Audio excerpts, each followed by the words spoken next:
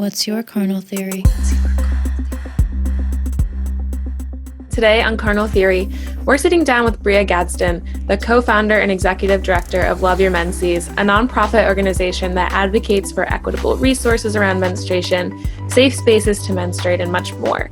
She's also the co-founder of Merrimack Valley Black and Brown Voices, Inc., providing safe spaces for Black, Indigenous, and people of color to connect, share resources, and reimagine their communities. Bria, thank you so much for being with us. Welcome. Thank you. I'm so excited to be here and to join you both. Can you mention either or go through some rituals that either you share with young adults or you tap into yourself, be it for the spiritual side or for a relief side? Are there rituals that you suggest? Yeah, rituals is something I haven't talked about with the young people yet, but for myself personally, I always cleanse my space. You know, I use sage, I burn sage, and Palo Santo. I have, high vibrational oil, crystals, and sorry, not to cut you, are there certain ways that you feel those elements specifically help you, like how clearing your space helps you? Mm-hmm. Yeah, I think clearing my space is so important, especially, when seasons change, when moons change. It's so important because I feel like, especially this year, we've been through so much and there's been so much uncertainty and unpredictability happening, and so I feel like I've been off. Things aren't going as planned. This year just has been crazy, and so I tend to cleanse my space often because I need to make sure I stay grounded. And when I'm grounded and when I'm at peace and when I'm joyful, I feel better mentally, physically, and spiritually, and it definitely affects my womb health.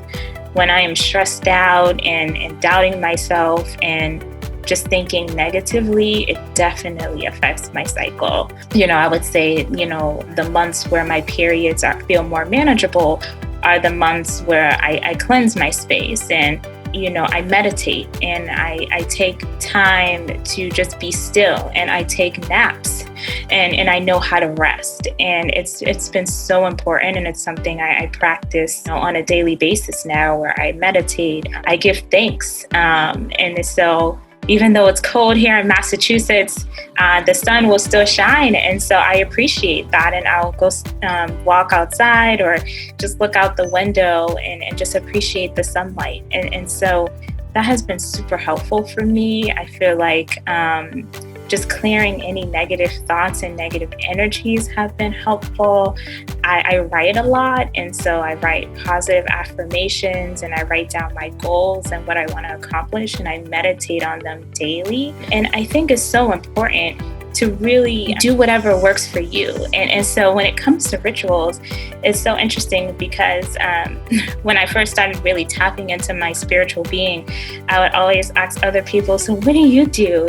What works for you? And then one person said, no, do what works for you. Just do what you feel, right? And so if you feel like meditating, if you feel like what really makes you feel grounded is being outside or gardening or watching the sunset or the sunrise, then do that. And so I always tell people to do what you feel, and then that will guide you. And then over time, you can just build upon that and add more rituals and know what rituals to do during different phases in your life or different seasons. And it's been super helpful for me just to gain more clarity and stay grounded, especially during this crazy year that we're in. Yeah, thank you. And for clarification for listeners, we're using the word rituals, but insert whatever word makes sense for you. Insert habits, insert tools. Exactly. I think on what you just said, Abba, a lot of people hear the word rituals and think maybe one of two things. Maybe they think, oh, that's like frou-frou, like crunchy stuff. Like that's not for me. I don't believe in like the healing power of a rock. Which is like, sure, maybe that's what you think and that's how you feel. Another perspective might be, I know someone who I mentioned rituals to, and they thought it was like they thought of it in a purely religious perspective. Because of course, in organized religion, there's lots and lots of rituals. Expanding what our rituals, our idea of what rituals means or could be is really important, because the whole purpose of it is for you to tap into something that is healing, something that is grounding, something that is whatever you need.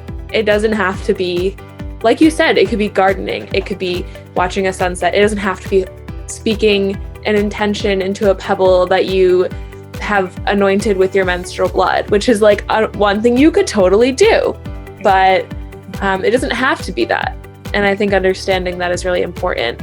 I think so in terms of sexual wellness, of course, caring for your womb space and amplifying that power is really important.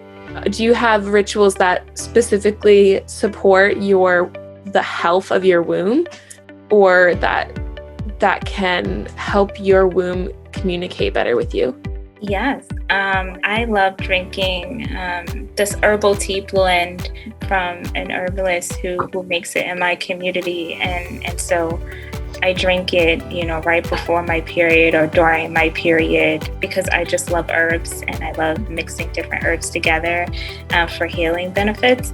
I also do yoni steams, so once again using herbs, but just to allow steam. Not during my period either, right before or after. I found that to be helpful and just relaxing. Is something I also do is during my period or right before, I always make time to rest. So I'll take naps, or I'll watch my favorite show, or I'll get a massage or a pedicure, just something to make me feel good. And when I feel good mentally, it really helps me manage my cycle better, because like I said, when I was younger, I always had this negative perception about my period because it was so painful. And so now, when I know that my period is about to come, I'll do things that make me feel good mentally to put to make sure that my mindset is positive, and that affects my overall energy, and it affects my cycle. And so my cycle becomes more manageable. And I actually tried this during my last period. So, I got a manicure and I felt good. I watched all my favorite TV shows. I stocked my pantry and fridge with all the comfort foods that I love. And then when I got my period, I didn't have to take a painkiller. I experienced some cramping, but I used my heating pad. I watched my favorite shows. I had my favorite tea, and I was fine. And so I really think that a part of taking care of your womb health, and whatever ritual or daily practice that you choose to do, make sure that it makes you feel good. I always say that the intentions that you set for yourself can definitely affect your overall physical health. And so it's important to speak goodness to yourself and to your body, and your body will react.